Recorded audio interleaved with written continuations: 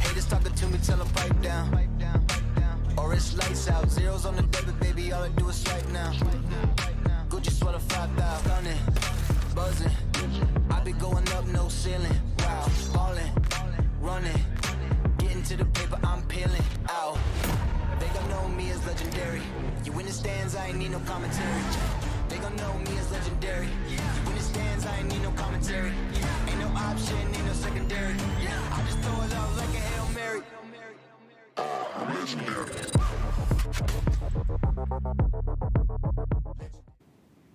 Hello and welcome back to the Call of Duty League. We got to bring the energy for this last match. We have the Boston Breach versus the Toronto Ultra. Should be an S&D battle. Both these teams trying to get better after the Major I performance. And I want a Game 5 series in this one. Oh, absolutely. I really want to see these guys duke it out. And, you know, I'm excited for Toronto Ultra. This is a team that has been on the up and up, winning 2 hardpoints in their last series versus the Minnesota Rocker. And that has really been the story of this team. If they can win hardpoint, they can make deep runs in tournaments. Well, we got to talk about it, right? They placed top 4 at the OpTic Major, winning 2, 3, and 5. In the last series, we saw them up against Minnesota Rocker last week. They won both hardpoints in a convincing fashion. Gavutu Hardpoint 250 to 189, and Tuscan Hardpoint 250 to 151. But when it comes to Toronto, keys to victory, they need to prioritize hill setups versus a good breaking team. Boston is 3rd in break percentage this season. They're going to get in your face, and they're going to get aggressive. Set up Cammy to make plays in S&D. 0.72 KD this season in the game mode, but overall, actually, he does have a 0.98, so hopefully he can step it up there and lock down the control. But Toronto is 6-4, Boston 3-8 this season. But we saw them win a control in their last series, so Boston is on the rise, so Toronto Ultra cannot be sleeping on this team. Yeah, you know, we took a look at the maps before the series. It's Bocage, Desert Siege, Gav, Berlin. Yeah. And, you know, on maps 2, 4, and 5, Boston had the definitive edge. The only map where there's a really massive edge, though, in this series is the Gavutu Control to the Toronto Ultras. So shout out to Carson, that key to victory. That is going to be the swing map in this series. Toronto Ultra has to win that to have a fighting chance, in my opinion. But let's talk about the Boston Breach a little bit. What we saw in the last series was Chef Tony absolutely taking over with that auto in his hands. He was popping off. But also a player you just talked about in the commercial break, TJHaly. He's the one who needs to step up in this one, right? Well, especially yesterday from what we saw from him in the Tuscan Control, he went demon mode. So hopefully he can bring that today, because the last time Boston Breach and Toronto Ultra matched up against each other, it was Methodz kind of having his way, and the rest of his teammates, they weren't able to find their footing. They end up falling to Toronto Ultra. So this is a rematch from the OpTic Major, so there's a fire under all their seats. Absolutely. Now let's get into the game fuel keys to victory for Boston. Most informed hardpoint team, 5-game hardpoint win streak, have won 7 out of the last hardpoints. And also, like, statistically in this match, they don't have the edge on Bocage hardpoint, but they've been great on that map recently. So even that map could be in their favor. Then also elite search and destroy situational, 2nd in 4v3 win percentage, 2nd in 3v4 win percentage. So if they get first blood, they're playing great. Even if they don't get first blood, they're playing great. That just means they're a good search and destroy team, and they execute their plans well. And also post-plant strength on strength. Toronto 2nd in plant win percentage, Boston 1st in neutral retake percentage. So even if they get that plant down, Boston is able to neutrally retake it. 4v4, 3v3, doesn't matter. They're in a great spot. So this is a Boston Breach team that has been getting a lot better. Ever since their run that they had at Major I, Nero has been playing great. So, you know, if you get the young guys going in the series, they definitely have a great chance to take it. Yeah, and overall, Toronto Ultra has been struggling in respawn. I think their overall KD right now, all of them are negative. But this is, again, a top 4 team. This is a lot of talent across the board. We saw in the player cams, Insight and Bance were breathing. They were getting locked in for the matchup. So it should be a grueler for sure. All right, it's time to get into the pick-ems, everybody's favorite part of the show. Who are you picking for this series? I have so much love for both these teams. I think both of them are very top 6, top 4 caliber, but Toronto Ultra, I just haven't seen it from them just yet to push them over the edge. I'm going to be going with Boston Breach after that incredible showing yesterday. I'm going to agree with you. I'm going with the Boston Breach in a 3-2 fashion. I mean, they've been impressing me with every single match. TJ and Methodz, the vets, have been on point. Capsidal as well. He's been frying once again. So Boston Breach 3-2. But that's enough for us. Let's get into this last match, and your casters are going to be the wonderful Lando and Studdy. Thank you so much, Ant. Yes, it is going to be an amazing series. The best way to kick off or rather to end out the day, right, for a good old CDL Saturday is a rematch from the OpTic Texas Major, Toronto Ultra versus Boston Breach. Jay, I'm going to ask you right off the rip, who you got in this series, buddy? I think I'm going to take Toronto, man. Just the way that they came out versus Minnesota, they came out and won 2 hard points. That's something that they were able to struggle with all throughout Major 1, and they still got a top 4 placing. They already beat this team without winning hard points, so they already had the game plan there. And then obviously, just based off of what they did versus Minnesota, they played great in those. So if they can come out and take a hard point here, it's going to be really difficult on the side of me if Breach are going to win this series. Yeah, man. And as we take a look at all 8 players, it looks a little bit different. I mean, Breach are laughing. Toronto Ultra, they are all out focused. Bance is closing his eyes. Insight was doing the same. I know aLLeY was talking about it. These guys are laser focused coming into this game, and it really is a big match for both of these teams. Obviously, Boston, they currently sit at 2-0. A win here, you like their chances at winners without a doubt when it comes down to that Minnesota major. On the Toronto side, a loss here would be difficult as they have got FaZe tomorrow to worry about. But all those things out of the way, it is time to take a look at our maps and modes, and we are kicking things off on good old Bocage, Jay. Yeah, and what Nameless said on the desk, he thinks that the change, at least the turning point in this series, has to be the Gavutu Control. For me, it's going to be that Desert Siege Search and Destroy, because on one side, Boston is sitting at 2-0. On the opposite side for Toronto, they're sitting at 1-1. But the way that Toronto Ultra beat this team previously is 2-3-5. The Search and Destroy is going to be so huge, because this Bocage, I think it's going to be anyone's game. Right now, Boston, they have played this hardpoint the most out of any other one, and this is their least success hardpoint win ratio possible. They're sitting at 3-5 on this map. Every other hardpoint, they only have 1 loss. And then on the opposite side for Toronto, this is a map where they're sitting at 3-2, so they're a little bit more comfortable here. This is going to be an absolute bloodbath to start the series. Well, Toronto, you like them based off of the win records, but the positive for Breach is they've got player number 5. They have got good old Big Cap, the king of the cage, will look to reside and claim his throne versus Toronto as Cammy from the skies. We are getting all kinds of close and personal off of P1. Obviously, we know Bocage to be a mixy and fun map, to put it lightly, but last time we saw Boston on this very map and mode, Jay, it was that man Big Cap putting up the CDL record and kills, 54 on Surge. And that's big work. You're going to need that same performance out of Capsidal. But just out of the vets so far, throughout stage 2, they have been at a whole different level. Like Methodz and TJ, especially in that match versus Minnesota, you heard aLLeY talk about it. TJ gives you 40 on the Tuscan Control, and then Methodz, he was dominating in the hard points. So like if these guys can consistently keep putting up those numbers, you know what you're going to get out of Capsidal. It all just comes down to if Nero can step it up quite a bit, and this team has the potential to definitely be top 4. Oh my God. Capsidal rather. I don't even know what his name is anymore. He's that dominant. We can't even keep track of this guy sitting inside a bottom barn as he'll eventually get dropped. But he and Nero with some explosive starts as Toronto have got the spawns, but it's Breach who currently locked down the time. 40 seconds still left over at field as the Ultra look to try to reassess the situation and maybe try to attack this bad boy. And I gotta say, man, one guy who I think can maybe contest for that kill record is somebody like Tobias. Somebody like CleanX, the Great Dane. The speed is absolutely incredible. He'll be doing his best to try to keep up with the pace of somebody like Capsidal. But how about Cammy? A 7-4 start, now sits on the 3 spree, trying to catch a few players off spawn, and maybe has some words for TJ from range. A neck and neck game so far as Cammy falls in the backside of the spawns. Breach now have the ability to focus on what could be another crazy hard point. And look at number 4. Here comes CleanX right through the side door. TJ does win a huge gunfight. But now this is the next non-defense for the Toronto Ultra. You have Insight trying to flip these spawns. He does get taken down. Beautifully red coming in from TJ. Now it's Cammy's turn. From the back window, he gets traded. And so far, the kills have been going back and forth for Boston. They're controlling the spawns. Now they're starting to push out and get a little bit more map control to ease up that hard point for their teammates to eventually get on it and not be contested. Oh, Nero dies on 5, and just like that, and that's the way the Bocage works, my friend. 4 up and 4 down, just like that. Snap of a finger, and the entire lobby is out of it. A great little break there for Toronto, and this is where things can start to get scary for Breach. They've got to make sure that they can get out of their base, and somebody like Nero is going to try to guide them there. He's already at 15-8. Mr. Engagements right now for Boston. We talk about players who really need to step up and maybe rise to the occasion. Well, we're talking about Cammy from Ultra. You got guys like Nero from Breach, both of them leading the way right now for their teams. And now we find ourselves off the rotation towards P4. Boston do not have spawns, so they're trying to work their way around the backside, through that water side, through low trenches. But CleanX and the boys on the Toronto side are fully set up for it as he cuts off 2 players towards the middle of the map. Insight finds a player in the back. They secure the spawns. They secure the first 20 seconds of this P4 hardpoint. Boston, they cannot allow for Toronto to run away with this game here, as that's going to be another clean 4 dead. Ultra are just putting them on him early. Yeah, very well coordinated. And I know while Insight really only gets 1 kill in those string of team fights that we had left, he arguably gets the biggest one, right? The one for spawns that helps set up the team. Gotta show some love to your AR players, because it feels like at times they can just get so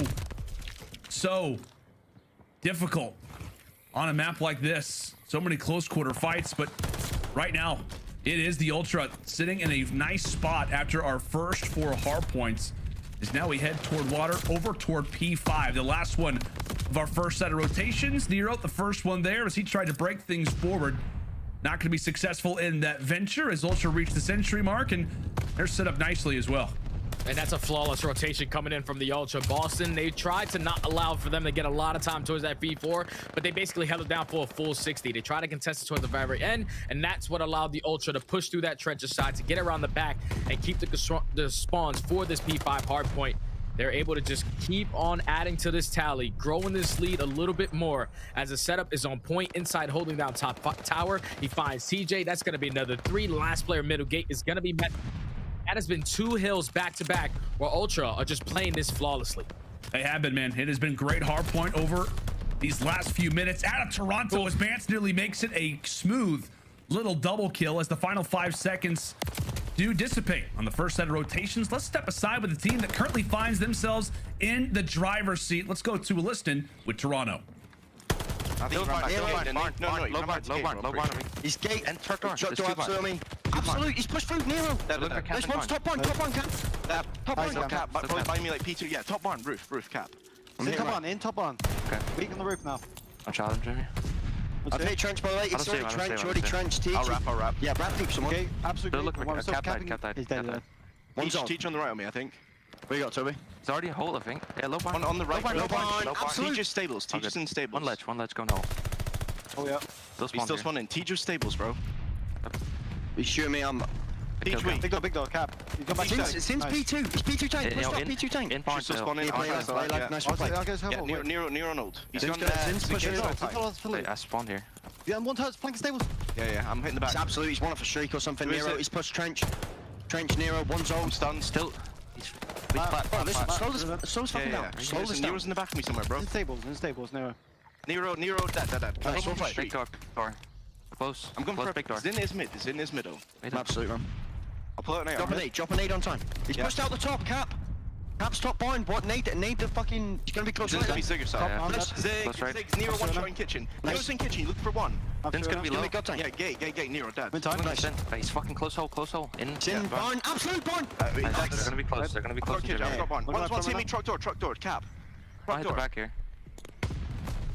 As always with Toronto, smooth and calm communication, a little bit of frustration from time to time, as they have really struggled to shut down Nero so far at 30-18, despite what seems to be the most kills in the lobby. Ultra still with the advantage as we head toward bottom grandmas. Yeah, I think that was the first time I've ever heard Ultra sound frustrated in their comms, and it was just basically off of what Boston were doing. Off that P1 hardpoint, they didn't flip the spawn a single time. They were just able to get 4 dead every single time, and then chain it to that P2 and continuously hold it from the front side. That was great work from Boston to now only be down 30 points. They had this rotation towards P3. This is exactly how they get back into the game. Insight sits in a power position, but of course it's Nero. Who else other than the rookie at 32-19, having himself a game? He's been like, you know what, my good old buddy Capsidal has been getting all the love, and now it's my turn. And speaking of love, Toronto, they've got a lot to give. They actually flip spawns. Despite getting 4 down, they flip spawns, but it doesn't seem as if that really matters. Bance looked away for a second, and just like that, the drop of a hat breach are right there knocking at the front door. Ultra still locking things down. 20 seconds still left in this hardpoint breach. It looks as if it's just a matter of time before they break, as Nero puts in 2. He and Capsidal quickly on the rotation. A quick turn of your head really for Toronto, but they deal with it the best way that you'd like them to. Up by 50 as now we head in toward barn, and Ultra once again have got spawns. Somebody from breach along with Nero is going to have to go off if they want to make this one a close game down the stretch, Jay. Yeah, this is the way that Boston get back into this one. First go around on the very first rotation of hard points. Ultra basically held this down for a full 60. Boston could not find the opening to get in. But you see number 6 slowly trying to approach the backside. You have Capsidal and Methodz trying to work through middle. They're able to find 2 players. Cammy off spawn. But still, you have a lot of line of defense here still for the Ultra as they find every single kill. They secure the spawns. 30 seconds remaining on this P4 hardpoint. Boston need to get in this, or Ultra are going to close out this map number 1. Yeah, and this is a scary sight already. If you're Breach looking at the opponent's score, you just got to stay focused. You got to stay lasered in, but it looks as if it's going to be another 50, 60 points once more over at Barn as Cap tries to erupt inside of bottom. He gets taken down, and how about the nice work from CleanX and maybe some extra love there to Methodz as well. The shake of the head, intentional or not, it doesn't matter. Ultra are flying high as once again they are set up quite nicely for next. It's Breach with the spawns, but Toronto once again showing that pace and showing that aggression. The Great Dane, he is hungry for some Boston players. Breach thinks that the hard point is open, when in reality, CleanX is here from the skies, takes one down with the pistol. 217 to 129. Breach continue to issue themselves over and over again in the hard point. And now they get some time to soak up these seconds. But as we said, it is Bocage. It's just a matter of seconds before Ultra get there and rotate for new. Yeah, Boston need this final 20 seconds, but you see Ultra, they're still putting pressure on it. They're not going to allow for them to get this remaining junk time, as we are going to find ourselves to those rotation, the 3rd rotation to this P1 hardpoint. Last go around, Boston did a great job of just trapping them in the back. They're going to have the same answer here. 1:30 left on the clock as well. It can eventually come into play. And it's just wild. Like it's just wild that Nero's just casually sitting at 40 and 28, right? Despite his team getting outslayed the way that they are. They've called upon him, I guess, just to run and slay and fry. And while he's done that, the rest of the team have yet to really pick it up. A great job so far at P1, but how long is that going to last? As Cammy on the other end having an equally great game at 35 and 29. Eventually gets dropped, but Boston down by 50. A lot to think about, a lot to consider, as it could be a flipping of the spawns. Considering how these final 30 go, a lot of long wraps out of these Boston players as they have got spawns set up for next, but Ultra, they can get scarily close to a W if they can lock down the final seconds that remain at P1. It's a race for spawns, and a nice job done both from Insight and Bance off of the rotation. Breach players continue to fall in stride, but the last man who remains here is Nero. He gets taken down as well. Ultra not far away from closing this game out. It's back and forth we go. Bance as well doing some damage through mid. Breach, it's gonna have to be a perfect hold if they want to bring this one back. Yeah, Boston only down by 44 points, so if they can get a good chunk of time off of this P2, that's exactly how you want to get back into the game. But Toronto, they find 3 kills in the feed. They're still just keeping Boston off of this time. 36 seconds remaining in this hard point on that game clock. Ultra, they're not too worried about it. They just want to try to keep them off of this, probably contest a little bit, but you want to make sure that you secure those spawns to that P3. They find 3 in the feed. Last player here is going to be Nero. They break in. They can still close it out here. They absolutely can. A team that has struggled so mightily in hardpoint may be relying on one, and here on the cage versus the king of Big Cap. The nice little spree in a row for CleanX. They've got a lot of players sitting on 40+ kills. Bance ends up getting taken down. Final 5 seconds over at field. Boston will reach the double century, but as you said, Jay, they've got to get going. They have got to get running. CleanX now on 5. Cammy reaches 40 as well. Final 10 seconds now for Toronto. It looks like this could be the final hill. And Toronto, they're set up for it. Capsidal trying to do everything he can to contest this. He does find 2 kills. This is going to allow his teammates to get into the play. Capsidal finds every single kill in the feed to flip those spawns for Boston. 40 seconds remaining here. They cannot close it out, but they can get pretty damn close. They absolutely can. Cap to the rescue. Finds the whole team, and Nero, he finds one as well. That's good. Look at the kill feed. Look at the kill feed right now for Boston. They are climbing their way back.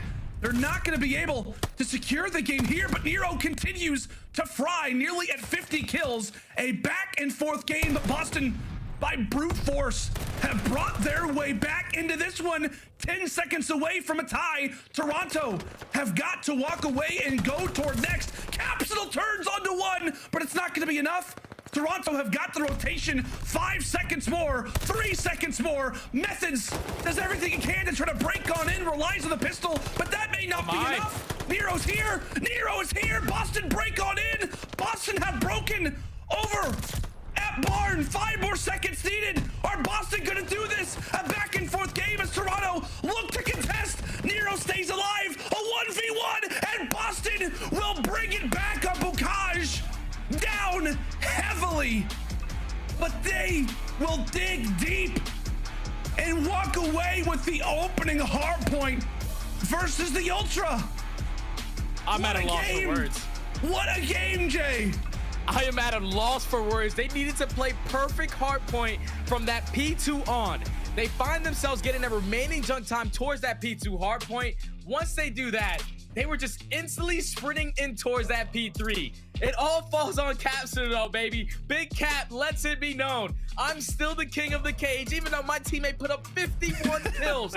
Big shout out to Nero for stepping up when his teammates were not putting up the best performance. He was carrying them in that game to just keep them close. But once Capsidal gets that 4-piece, they flip the spawn. Toronto Ultra, now this is where they start getting stagnant pushes. One by one, they were just going and they were just allowing Boston to just slowly pick them apart. Then you find yourself to the rotation towards that P4. If it's not on Methodz, like Methodz makes his way, finds that 1 kill. If Methodz does not put himself in that position to pick up that kill, it doesn't stall out enough time for his teammates to eventually get back into play. TJ and Nero walk in, they find every single kill, they hold it down to the very end.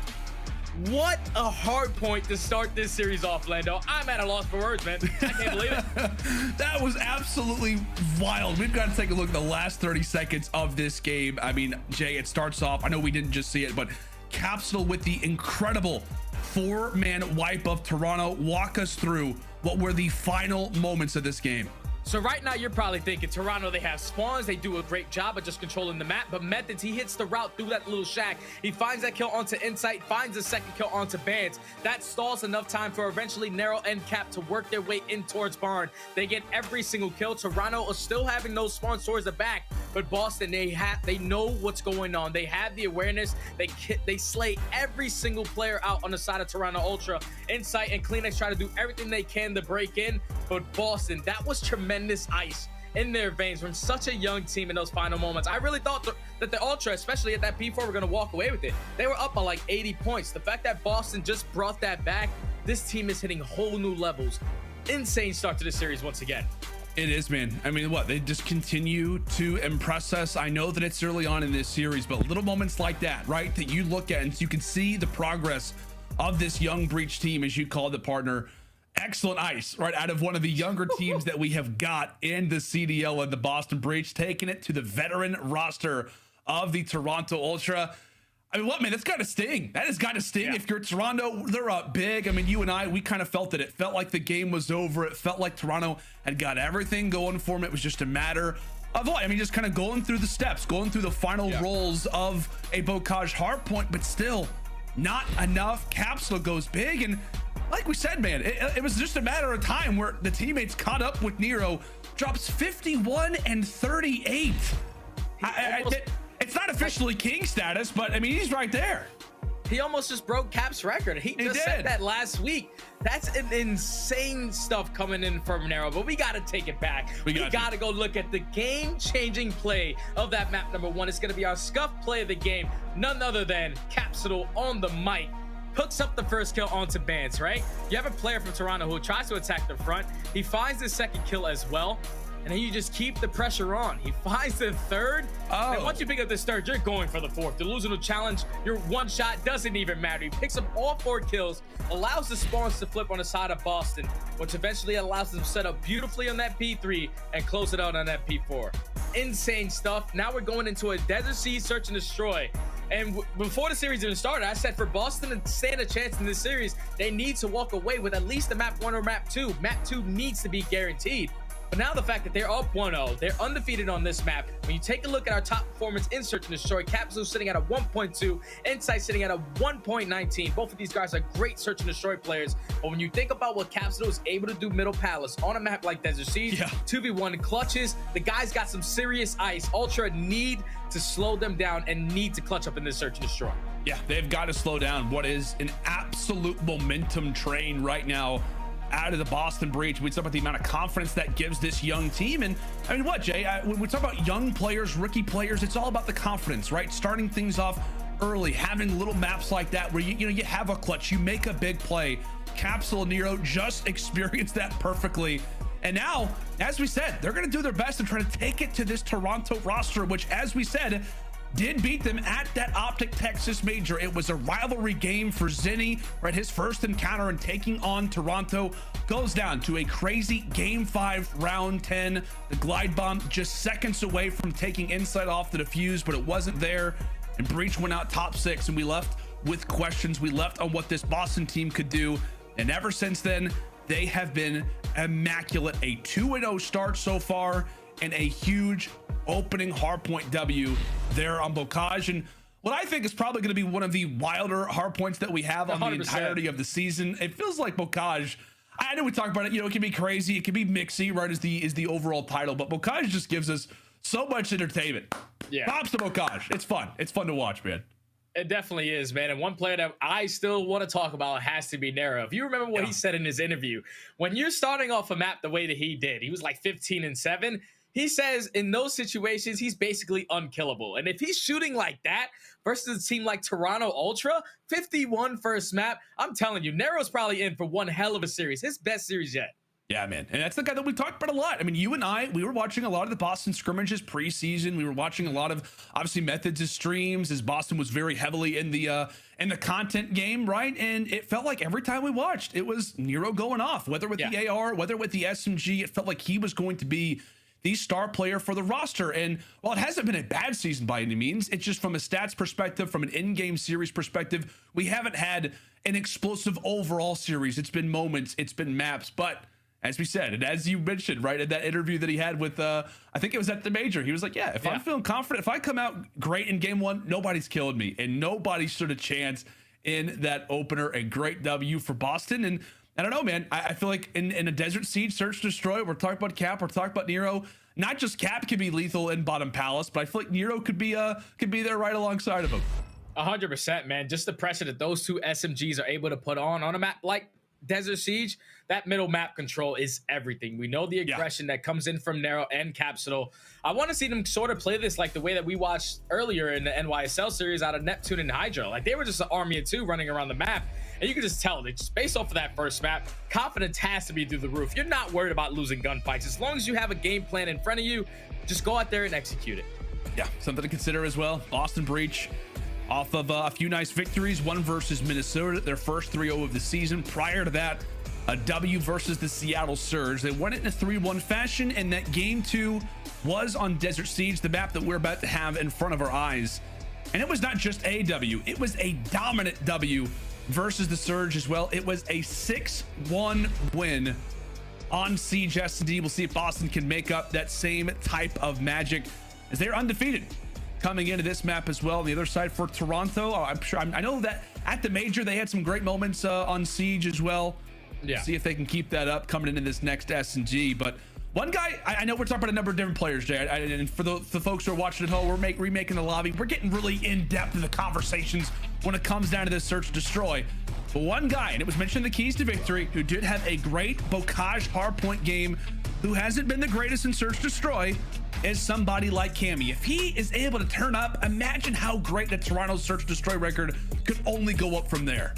Oh yeah, like Cammy, he's a huge piece to this team, man. His S&D KD right now is currently at a 0.7, so he definitely needs to step up. The fact that he's sitting at a 0.7 and they still got top 4 at a major is insane to me. But I think the player for me this map, the one that I really want to focus on the side of Toronto, has to be Insight. He's so impactful with his sniper. He needs to try to shut down a couple of these plays on the side of Boston Breach, just with the information he's able to pick up.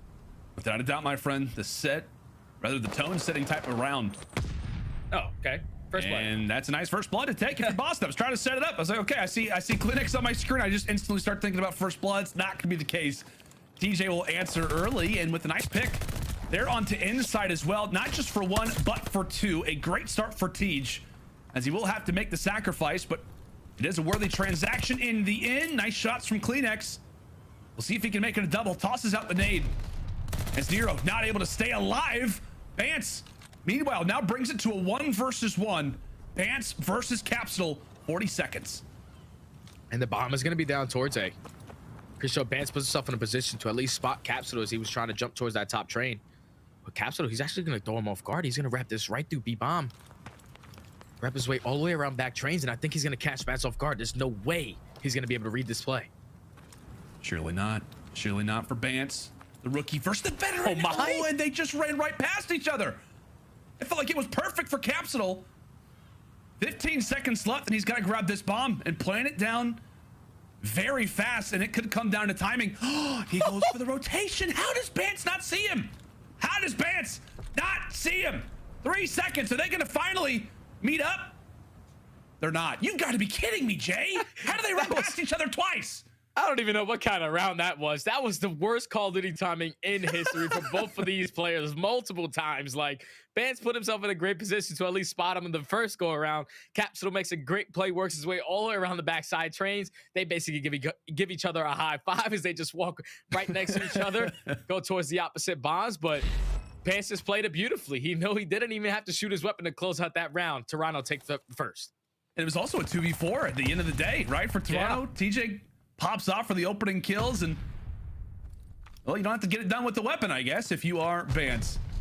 Clever plays. Oh, and CleanX. Nice little angle toward the top. A Cap's there to read him. Watching over his teammates as they hang out toward the top side of Palace. Toronto not happy about dropping for first blood in the opening attack, as now it's Bance to try to get things done. He drops in the meantime. It's Insight. Is able to find one on to Nero. Ultra again working from the man disadvantage. We'll see if they can do it again. And Bance puts the bomb in a terrible position. Basically in the spawn of the opposite team. But with Cammy and Insight shooting like that, what goes from a 3v2 is immediately going to be a 1v2. All left up to Capsidal once again. All up to the rookie. Last time had some very unfortunate timing. Finds one on to Cammy. It's a 1v1 again. Insight versus Capsidal. 25 seconds of Cap's like, you know what? It worked out pretty nicely for Bance last time. How about I just stand still and let the round come to me? Insight skating on top of the train. Oh, I thought for a moment, it's because of the Codcaster, I thought Cap was right there. I thought it was Insight's for the taking, and he will secure the round. Back-to-back clutches out of Toronto. Man disadvantages and 1v1 victories. 2 rounds to 0 in favor of Ultra now. I thought once Bance puts that bomb in the opposite spawn, like, that's got to be a guaranteed round for Boston. But when Cammy and Insight were able to find both of those kills, force it to a 2v1, Capsidal, he does a great job at least finding one. But then in the nick of time, Insight, he knew exactly how he wanted to play that round. He grabs the bomb, he gets Capsidal to jump off of that sound cue and repositions himself beautifully to close out the round. Boston, a team that's seen a lot of success after finding first bloods. In fact, they're number 2 in the CDL. Yet to see success after that opening pick, as Ultra finally having a solid beginning to a round. But just like that, Boston hits her back with 2 of their own. It feels as if these first bloods don't mean a single thing. Stats, you could throw them out the window.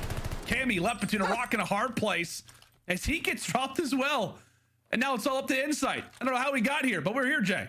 Yeah, I don't know what kind of S&D this is. Man advantage does not matter. 2v4, we're going to put ourselves in a position to close out the round. Now it's all left up to Insight. He is on a 3 spree, though. So he's probably going to try to play his life, or at least work that super deep flank. As the bomb is going to go down for Boston at this 8 point. 45 seconds is going to get put on the clock. What can Insight do on this long pinch? And he does sit on the 3 spree. Something to think about. You could see him try to play for streaks. Or he could just try to take his time, 30 seconds, and as that clock continues to tick, it just makes things that much more difficult. Still with the defuse to think about in his mind. A lot of work for the sophomore. And I feel like just at this point, you're just looking for a pick. Play life. Yeah, it's not going to be a defuse. It's not going to be around victory and decides to challenge, loses that 3 spree. Really has 2 different opportunities if he wants to play for the streak, if he wants to go for the round, and really he won't walk away with either. Yeah, it was a difficult round for Insight, you know, to try to go out there and clutch it. He was working his way all the way around the backside, turns into a 2v1. They get that bomb planted. He just wastes so much time on that deep wrap that by the time he gets that bomb, he basically has no chance of defusing it without taking out both players. Would have liked to see Insight, though, just play his life there because basically not a winnable round. Yeah. That 3 spree would have been, you know, it could have definitely impacted the game later on if he was able to pick up that glide bomb. But Boston, they stopped the bleed and they're able to take the round. See if first bloods will matter this time, as it will be Toronto. Keep that in the back of your minds. Cammy finds the first one on the Methodz. Instantly, TJ dropped. 4 versus 2 for Toronto. Nero answers. Okay. Now a 2 versus 3. CleanX has some information on the cap. Tosses out the stun. Well, Capsidal's going hunting. That bomb has been planted, so he and Nero are going to have to do some work. There goes Cap, now all on to the other rookie. Nero, a difficult job to do, and, well, sayonara. Just off the map. Ultra doing a great job of just opening up with that first blood, and then they find the second kill. Majority of these rounds have been 4v2s in favor of the Ultra. If they had just been able to clutch up, do what's needed. It gets me a little scary, though, at least so far in the Search of the Shore. Whenever I see a 4v2, I'm like, all right, they have the man advantage. What's going to happen now? And once Nero found that 1 kill, made it a 3v2, I'm like, okay, is Cap going to at least force it to a 2v2? He does not. In the 1v3 situation, Nero, he's not able to pick up that kill, so he just gives up his life. Ultra, 3 rounds now from closing out this game number 2.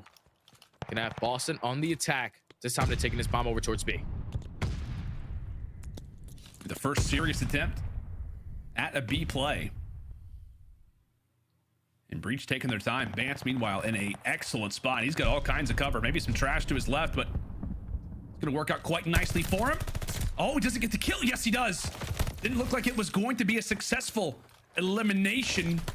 He's able to find one as CleanX now brings it to a 2 versus 2. A nice kill there versus Capsidal as the bomb still sits in the bottom side of market. CleanX looking for information. And at the very least, he will earn it. Cammy, while he drops, look to give all the words of inspiration. The Great Dane that he can. A 1v2 and bomb planted. We'll see what CleanX has got. First engagement, some tags on the Methodz. Goes for the challenge and is not able to win it. A nice little 2v1 for Boston as Methodz will clutch it up.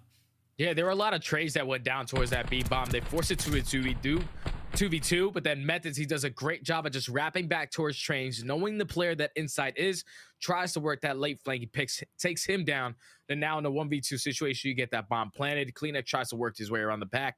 Methodz with great shots to close out that round to now put Boston down 3-2. Now they're going back on the defense.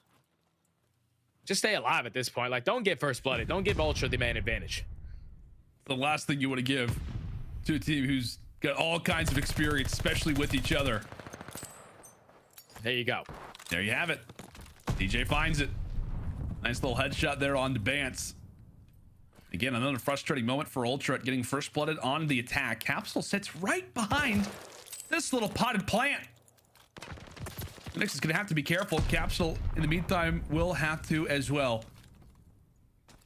40 seconds off of the clock and really nothing yet to be done if you are Toronto, as they may be relying on CleanX to try to make a play here.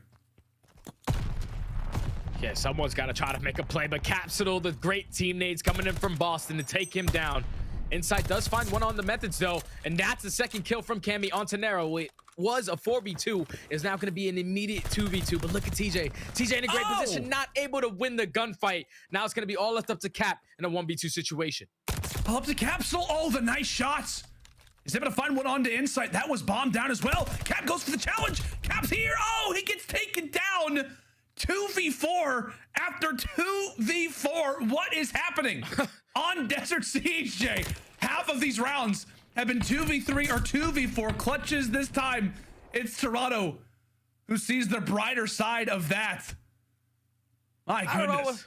I don't know what's going on. Like, Capsidal hits the nade. It's a 4v2 at that point. No one has to peek. All you have to do is allow them to plant this bomb or force them to plant this bomb. Don't give up any free kills.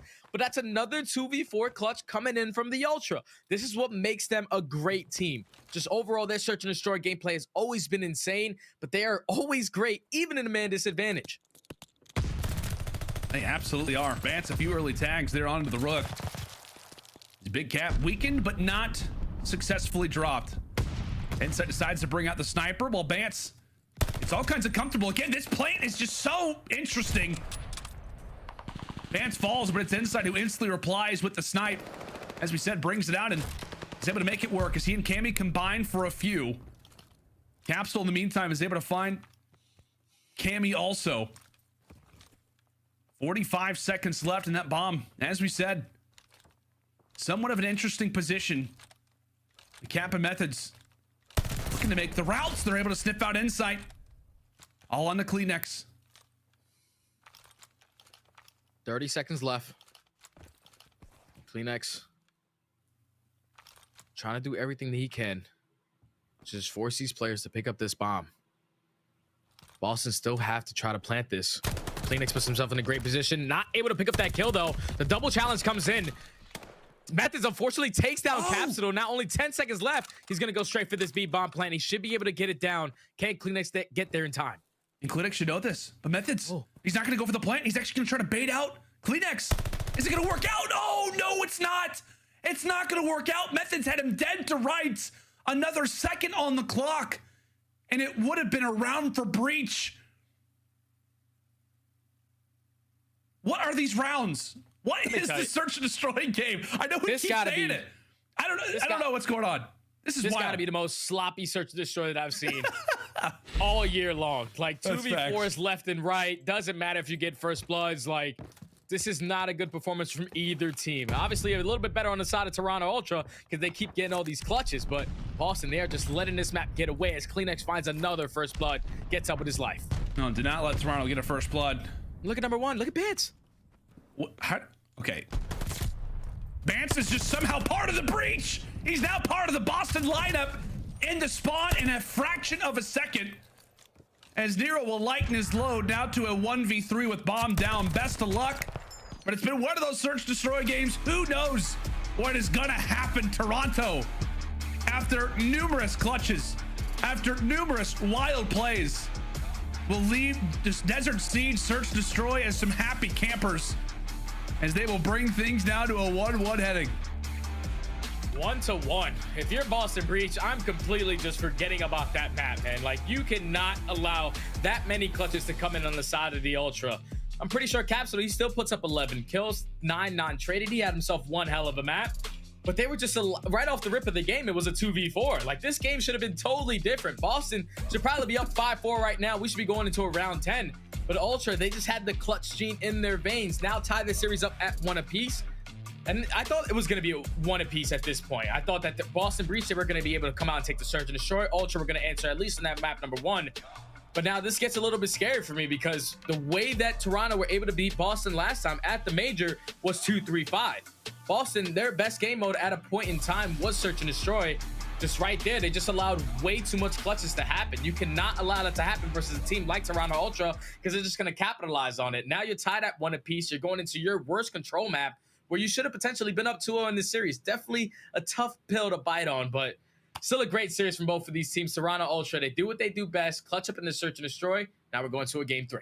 Yeah, it's a fun search destroy for fans and for viewers, but from a coach's perspective, from players' perspectives, obviously a former pro like yourself, a frustrating Desert Siege, but at least it makes it that much more fun. But as we said, folks, it is a tie game now coming up into this game number 3. It has not been a strong one for Boston previously, but if we know anything about stats, if we know anything about numbers, you can toss them out the door when it comes down to this series. When we come back after the break, it is time for some Gavutu Control.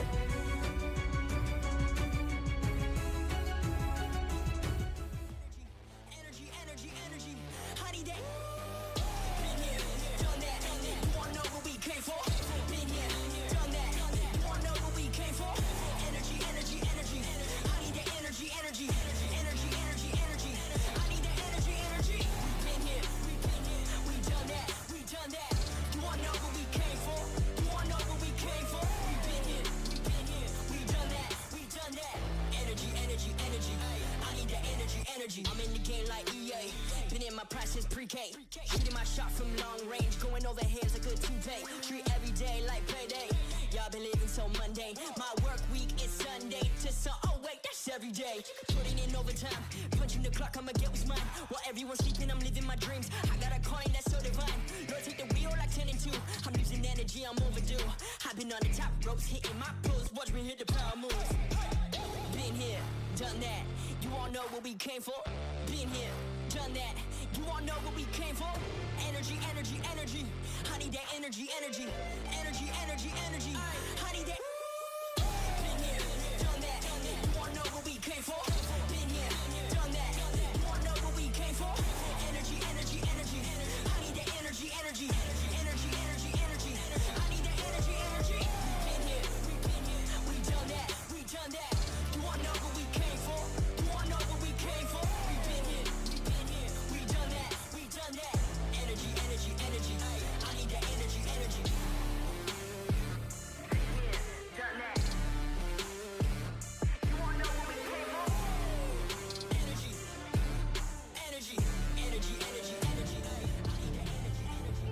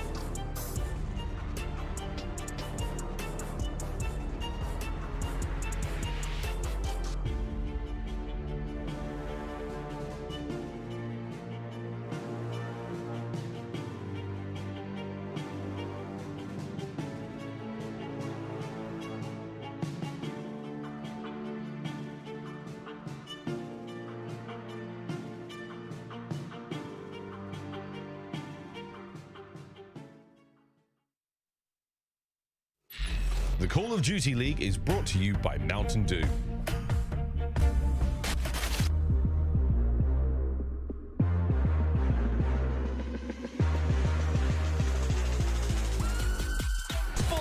he'll have some words for Crimsix.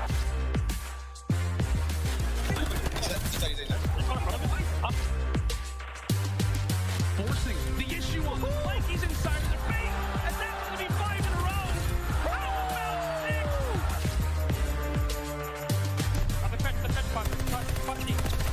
There's 2, there's 3.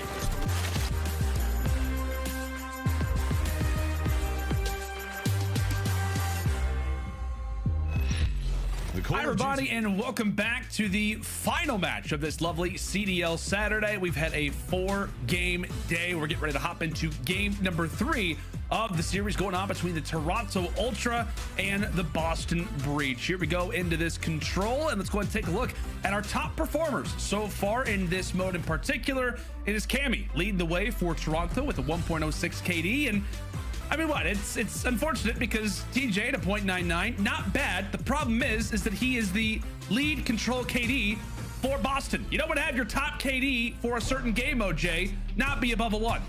Yeah, it's not. This has not been a good mode for the Boston Breach this entire season so far. Not been a good map.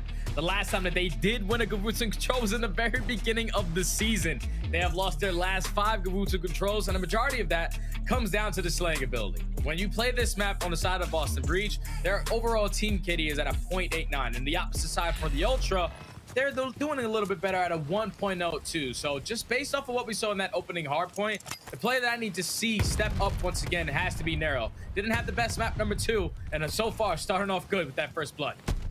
Yeah, nice little start there from the Rook. As we said, slow the search, destroy. But if you're just joining us, Nero had a performance in that Bocage. 51 and 38 was the ending stat line after a crazy Breach comeback on the Bocage.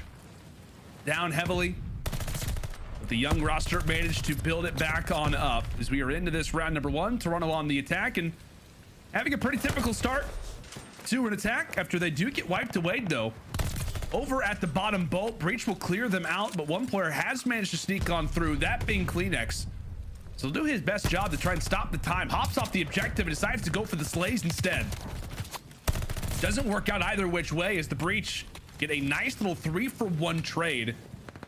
As now Bance looks to try to stop this clock as well. No ticks officially in yet for Ultra, but now is their best chance to do it. Yeah, Breach had him in a trap for that first minute of the game, but Toronto are finally able to break out of it, get that first segment tick towards his A point. But you see Boston, they're not trying to give this up. They're up by 1 live currently, as Toronto have a couple players towards this A point. The second segment is about to be completed, and I think if you are the Boston Breach right now, you probably want to give this up. You have number 6 in the back of the spawn. That's causing problems, but Nero finds 3 in a row to take them off of that A point on a 4 spree, starting off 6-1. This is the guy that I said need to step up, and so far he's answering early in this round number 1. This should be a Boston Breach hold on the defensive side. Yeah, Nero said, you know what, screw the S&D. I was dominant in the Bocage, and I'll be dominant on the Gavutu as well.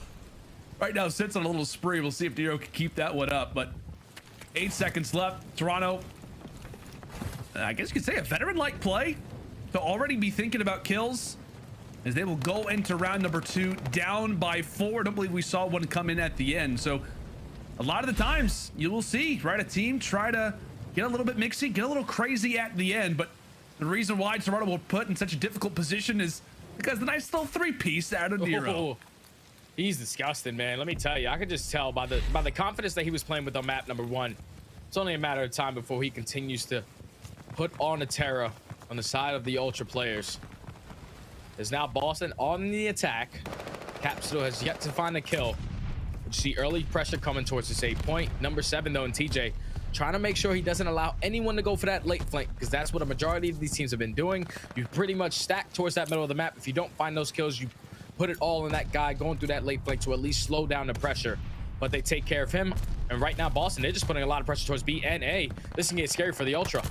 Yeah, man, Capsidal's just sitting in the backpack while his teammates just absolutely slay. Everybody's sitting on some nice sprees for the moment. His Methodz hanging back. Oh, now actually it ventures into top boat position. That's going to get a red alert from everybody on Toronto. It feels like in league play, whenever you're playing Gavutu, everybody always just hones in on the guy that sits top gun. One more kill away from the glide bomb. As Capsidal does get his first kill, unfortunately. Nothing going to be granted off of that. Breach still playing for these streaks, specifically Methodz. Looks to try to find it, challenged and taken down. No streaks for Methodz, and really no real progress yet for Boston. Is very similar to that round number 1. Breach eventually will get their chance to now break on in at that A objective. 2 ticks through, 1 more to go. Yeah, the second segment is completed, but just Bance should have been map. Bance trying to be the player on the side of Toronto Ultra to cause some problems in their base. Takes down Methodz as Insight takes down TJ. So now you can collapse on his A point. That's going to be a clean 4 dead. Now, if you are Boston, you have to still worry about the positioning of Bance. He's trying to pick up this kill on the Methodz. He does so, but now this allows Toronto Ultra to set up and basically put them in a trap. Try to get it a little bit closer in this kill, in the kill lives, as they are currently down 5. Yeah, and as we said, Breach, right? They don't get that A capture, so just seconds away from having another minute added on to the clock, but now they're back to square 1, and they've got themselves trapped at the back of the base. Maybe the entry there for Capsidal. How nice about shots. the long-range shots? Pixel perfect. They're at a Zenny. Down by 3 lives, but Breach find their opening. Off the nice headshot from Methodz, Nero's able to respond with one of his own. Bance still causing problems in the base, but it will be the A zone captured. Another minute to work with, but it's Breach hot and heavy, already making their way into B, and Capsidal finally turning up. Now on 4 in a row. If he could be the lead man, how great that would be, but instantly 3 taken down off of the point, and it comes down to one last push, possibly for Breach now. 9v9 in the lives column. Capsidal does take down 1, so Boston is still up by 5.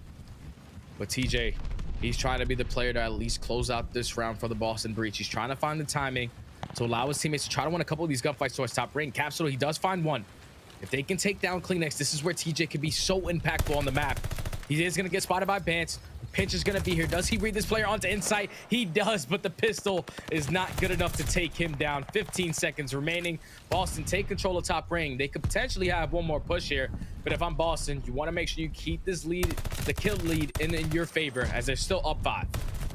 Oh, they may toy with it. They'll send Capsidal out. As he falls, Methodz finds 1. They actually thought about going for the objective, so who knows? Maybe Breach had something up their sleeves. They were thinking about maybe trying to go for something. And we've seen teams do that previously. We've seen a few teams kind of bait out, right? That they're trying to go for lives, when in reality, they hop on the objective. While the strategy may have not been as solidified as we would have liked, Breach, they at least go for it. And while they don't secure the round, it will be a responding one for Toronto. Defenses so far in Gavutu, really the name of the game on Control specifically, Jay, is all about who can win the attack, and maybe it could be Toronto's time. Yeah, even if they don't win this attack, you just want to keep the kills close, because they're currently down 5. TJ finds that opening kill towards that top ring. And already Boston putting a lot of pressure towards the middle of the map. They find a couple kills. Now it's time to put some pep in your step. You see number 7 and TJHaly starting to work his way around the late flank. But as he does that, all 3 of his teammates die towards top boat. So now this opens up for the Ultra to start slowing down this time, or at least extend this time by capturing A. Oh, and Insight unfortunately gets taken down by a barrel. He gets sent flying while it's CleanX. Oh, nearly found 1. Nice little job from him, but now it's Cammy's turn to try to pick up where he left off. It's a continuous headbutt here over at the boat. Is a nice close quarter fight. Gets won by Capsidal. Back and forth we go. CleanX now wins one over at B, and based off the spawns, it could be Toronto, who now deem their efforts at this B zone. Nice work from TJ to be able to stay alive. The 1 tick done at A, and a lot of work still to do if you are Toronto, as Nero continues to be an issue. Does die by the nade, but his presence is felt, and that very well could be what decides Toronto and leaving B and making a business decision to go back now over at A. Got the 2v1 fight as Capsidal staying alive. Overall traded off the 5 spree. But again, it is just a matter of trade after trade. Toronto, 25 seconds left. They've got to get to this A zone. Boston are just doing a great job at just keeping the kills stagnant. No one is getting 2-piece. They're trading every single life. As Boston, once again, they are just keeping up in the slaying department. They're up by 4 lives. They're currently up by 5 throughout this entire game. But here comes CleanX. He's going to try to stop this clock. Finds 2 kills, able to get on this A objective. He's going to push out towards green, try to get a little bit more map control. And maybe try to make things a little uncomfortable when it comes down to lives. And how about the little patience play right there from Breach? You still have 2 players, both, I think it was Capsidal and Nero. They both wanted to go toward green. I think it's the vets who hold them off and say, nope, don't go for the challenge. Let's allow for Toronto to come to us. Great call and great patience being displayed from this Breach team in that moment. As Toronto given the map positioning to now make their way through green, but as you see, based off the mini-map, Toronto, they die here. Things could get very, very scary, considering that Methodz now sits in their base, ready to take them down. If they can come off of that respawn, but they're able to win the fights if they have to. Nero's still here. Nero is still here, but Bance still lingers in the back of the spawn. A nice double kill comes in from Breach right when they have to get it. But still, it is Bance and Insight who sit in the back of the base. It could become a matter of lives at this point. As Bance decides to make his presence felt, he and Insight, who are both back here, do win their 1v1s. 11 versus 11 in lives. Breach hanging out over at P1. Who's going to walk away with these fights happening on either side of the map? And Toronto Ultra, they're setting themselves up beautifully. The first tick of aggression is already completed at B. They can eliminate this player from top ring. That's going to be the best case scenario, as Capsidal trying to do everything that he can to cause some problems, get them off that point. He does a great job of doing so. Last player up is going to be Cammy, and Boston, they hold the line on the defensive side. They should be able to close this one out. And that's going to be Boston walking away with a 2 live advantage. I'm pretty sure a team kill does come in on the side of the Ultra. Insight does kill himself. So there's no advantage right there in the lives, even though it does say that Boston are up by 1. Pretty sure that team kill, or at least the killing yourself, is going to not allow in that kill. So Boston are still up by 5 kills. They take you 2 defensive rounds, but you cannot allow the Ultra to put you in that trap and take that kill deficit. I mean, take that kill lead in their favor. I gotta say, we gotta show some love to our analysts, right? Who are doing a great job at counting these kills and control. It is not an easy job, but it's not something that I would like to do. Much love to all of you guys. You guys are absolutely killing it. I know that update's coming soon, but we'll see what Breach can possibly do in this attack. We've yet to see it so far, and it's not looking good right now. You said that Boston cannot afford to get put in a box, and that is exactly what they are in right now. A great spawn trap now prepared for Toronto, as CleanX cannot wait to sink his teeth into anybody who wants to make their way past that 30-yard line. Insight locked in, ready to go. It's CleanX on the other side. And right now for Boston, it's got to feel like an uphill battle. See the way that Boston is playing. They're just not trying to give up any free kills. Bance finds one onto Nero before he does take down CleanX. So Boston's still up by 1 kill. There to keep it in tallies just like I am. Capsidal finds that kill onto Bance. So if Toronto does not put on the pressure, Breach will be able to have the defensive round in this round number 5. That's why they're playing this so slow. But look, Cammy does take down 1, but look at number 3. Insight trying to do everything he can to at least even up the numbers. 10 seconds left. He finds 1. Tries to find the second. He does get taken down. And if he would have picked up that kill, still would have at least kept it even. But I think that's the play. That's the play. Ultra, they had to have just gotten defense. They must have just gotten defense. Tons of pressure coming in from the backside, from the front side for them. They knew the plan that they needed to do. They were down 5 kills. I'm pretty sure they outslayed by 6. So Toronto Ultra, if I'm wrong, I'm sorry, guys. They should have the defensive side. Don't worry about it, stud. It's all good, buddy. We'll see what happens. Bance was spitting out comms. I literally saw spit literally just fly from his mouth. He was fired up. Wow. And it will be Boston on the attack. You counted right, buddy. Look at you. There we go. Here we go. Here we go, Boston. Breach fans not excited about that, but Toronto make the plays. It was like S&D coordination toward the end of that round 4, but they've got their wish. Nobody yet to get an attack, but now would be the perfect time as Nero, great little first blood, as it is a 3-0 start for Breach. Nero advances his position, and Insight has gone hunting for somebody who's trying to make their way to B. Breach get aggressive, but 2 players decide to hang on back, so that clock will stop. First tick is going to be through. Now it's time for Ultra on the retake, as CleanX not just finds 1, but he also took down Methodz with the nade as well. Great job. They're coming in from Tobias. But as we said, that A zone continues to roll on through. Second tick is in, and it's a 1v1 win for Big Cap. And you just see Ultra, they have 2 players in the spawn right now on the side of Boston Breach. They're finding every single kill in the feed. Now Boston are in the trap. Methodz does a great job at least finding 1 to get up towards this cliffside. As TJ finds a second with 55 seconds left. They need 1 segment to at least spend this time at that A point. TJ doing a great job at winning those gunfights towards top ring. This is going to open up that B point now for Boston to stop this clock. Let's see what they can do with it. CleanX, the first man to try to make a play over at P1. He gets taken down. Meanwhile, it's Insight who wins arguably the most important gunfight. The 1 player who is hanging out in the objective. The clock continues to tick. 35 seconds. And with that clearance, it may allow for Boston to decide to push over at A.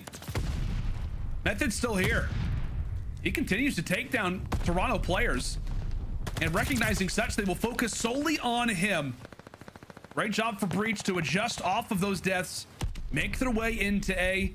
But now they try to put in the hold again. They try to put in that full Nelson. They're going WWE out here as CleanX again, right inside of the base, and Breach. Is it going to be a nightmare type of situation again as CleanX right on the flank, right in the spawn. You cannot get away from this guy. He is a nightmare to deal with on Gavutu. Finally silenced. And could that be the opening for Boston? They need to try to get out, but still there's a couple of Toronto Ultra players, one side on the cliff, one push up towards that lower beach side. Bance staying alive, doing everything he can. Just waste time on this clock. 12 to 5 lives remaining. As Toronto, they're just seconds away from closing out this map number 3 and taking a commanding lead up 2-1. CleanX finds 2 on the flank. No more respawns for Boston. No more respawns left, and this one is done. Breach a 2 versus 12, 30 seconds left. It's just not going to happen. They've made no progress yet at that B zone. Big Cap already thinking about the next map potentially. A 1v10 would be the greatest clutch of all time, and unfortunately for us, despite the clutches in Search, Destroy, and Control, it is not going to happen. Toronto answer back in a big way as they will get the job done in round 5. It took them to go to go the distance. It made him go all the way to a round 5. But again, Jay, the coordination in that round 4 to be aware of the lives, to make those plays, to make those hits in spawn, made the ultimate difference there to give them that defense. And my goodness, that Toronto hold, that full Nelson that they put the breach in, they were never able to figure out how to get out. Yeah, Boston, they just simply couldn't figure it out on the offensive side, man. Ultra, they did exactly what they needed to do. This one's got to be frustrating, though, if you're on the side of Boston Breach, because you outslayed for the very first 3 rounds. You were up by 6 kills, but then that final round where you're on offense, you just allow Ultra to put you in the spawn trap. Once they went 3 dead right off the rip, you've seen all of Boston start turtling up in their base. They did not want to allow that kill deficit or that kill lead to go in favor of the Toronto Ultra. Once they allowed Insight to make his way through the back, Insight takes down 1, but they do a great job of just evening out the numbers. Then eventually they leave the opening for CleanX to work his way through Cliffside. He finds those 2 kills. That was a game-changing play of this entire map, because we know on a map like Gavutu, so far in Control this season, defensive, heavy, in Control. He clutches up, finds those 2 kills, stays alive, does not get traded as well. And then they do what they do best. They put them in the trap on the defensive side. It was just difficult for Boston Breach to try to break out of it. And now I'm pretty sure that puts Boston Breach at 1-6 on this map. Only time they won it was in the beginning of the year. But every single time that they've lost it after that has always went down to a round number 5. They just simply could not get the defense. And 6 different times now. It's unfortunate for Boston. It is, man. That is going to be so infuriating. Especially if you're Dens and Zed who are watching this game. You know, you're obviously on the edge of your seat. You're taking on a European squad. You're hoping you can get the dub versus the Ultra after they took you down at the major. And it happens just like that. Back-to-back W's for Toronto. And as you said, Jay, the woes and Control only continue for this Breach team. You mentioned the Gavutu record, now 3-9 in Controls so far throughout this season. I want to say I think that's the worst record that we have in the CDL. I know coming into Major 2, they did have the worst record, but we will wait to be confirmed on that. But now it's time to focus in toward this next hard point. And we are staying on Gavutu, brother. How do you feel about this map for both of these teams? I like it for Boston. I feel like this later half of the series is exactly how Boston want to attack this series. The last time that these 2 teams matched up, this is a map that they were able to take them down to start off this series. So Boston, they're going to be really confident on this. They're sitting at 3-1 on the opposite side for the Ultra.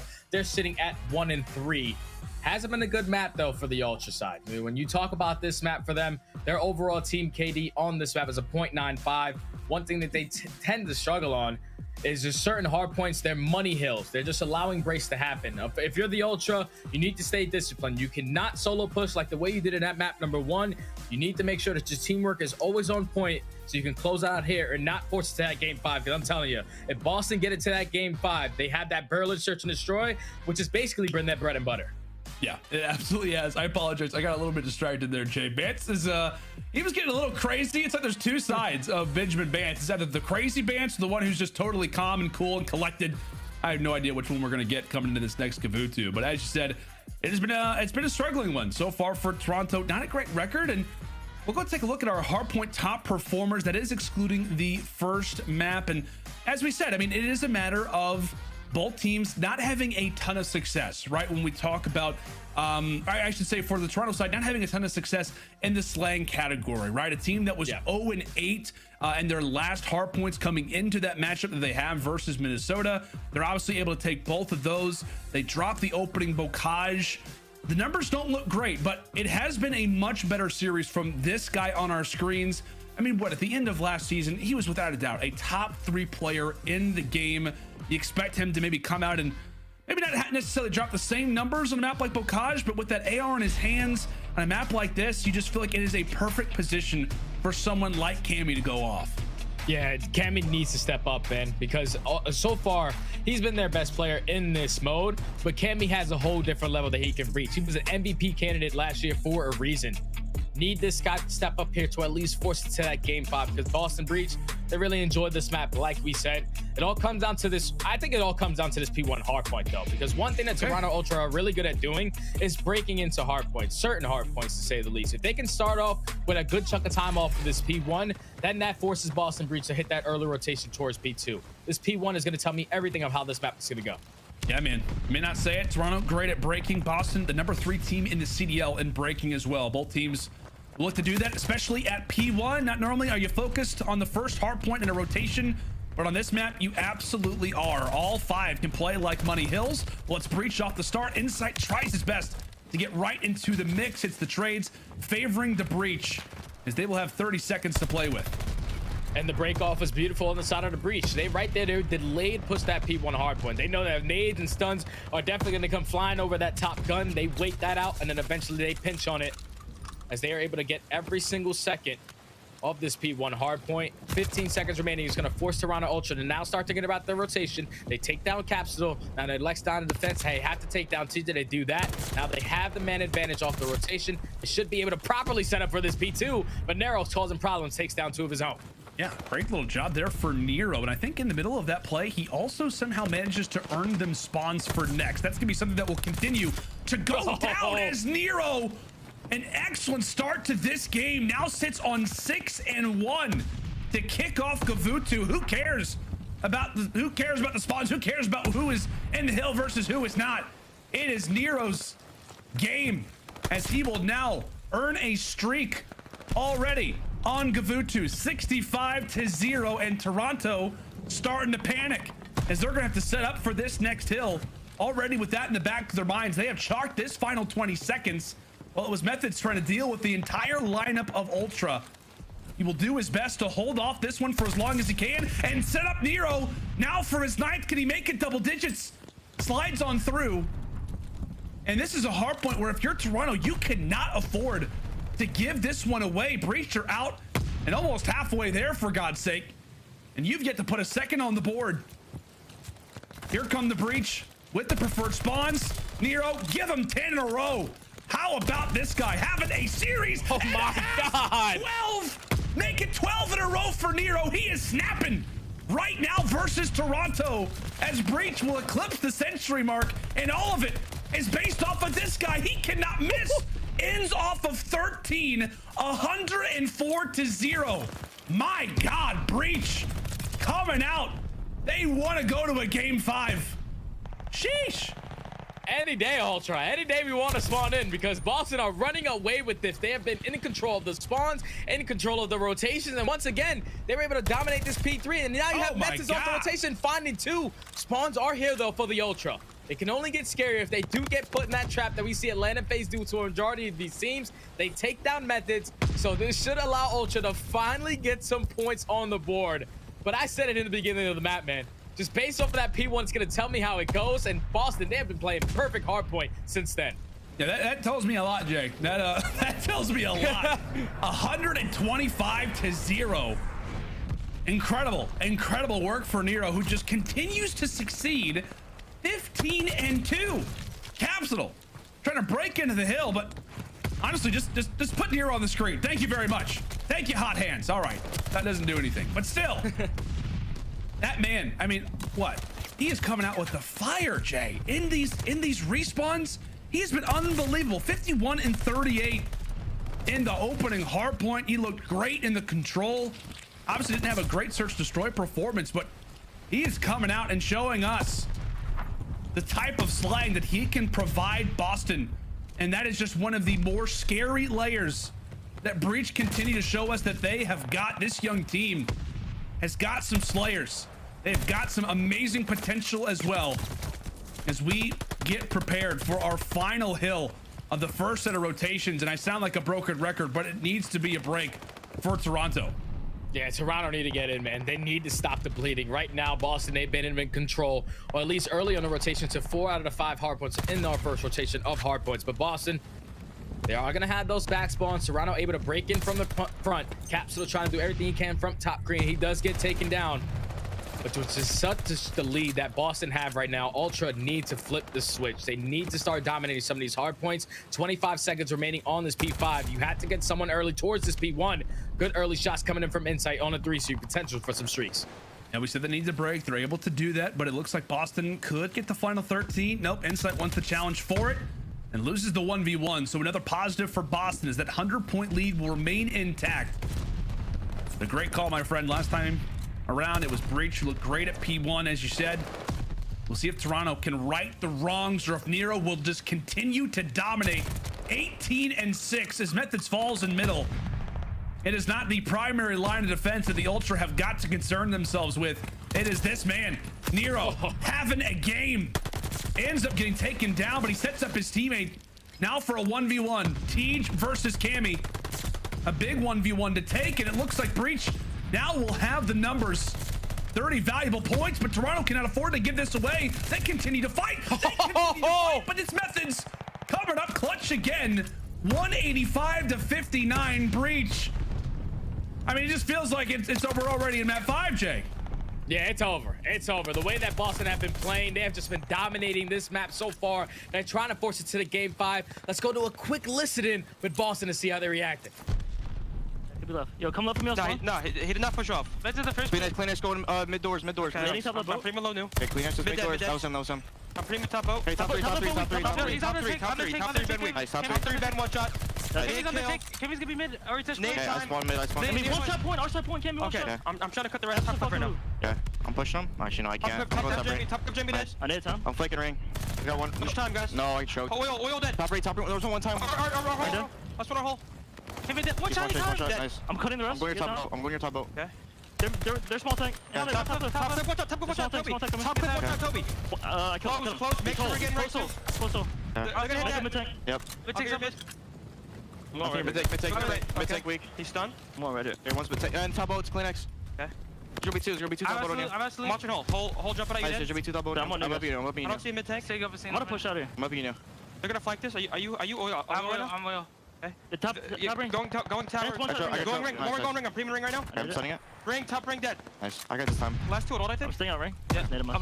Above you, oil. I'm main top ring. Dead. I need top ring. Mid tech with Jamie. Dead. Nice. They're all gonna go deep right ring. He's ring clean. He's pushing down close. Yeah, I'm stunning. I have the cross to you. Okay, one's little beach on me. He's wall banging me. Kevin, watch that time. Watch your weakness. He's absolute time. Yes, you're here. He's absolute tank. Go pitch here. Kevin doesn't like I'm both. Okay. There's one shot. I'm netting it. There's two in time. There's really weak tank. Hands in the back. I know. Top ring. I'll get him. Give me top ring. CleanX is still out. Cammy down. Yeah, Nice.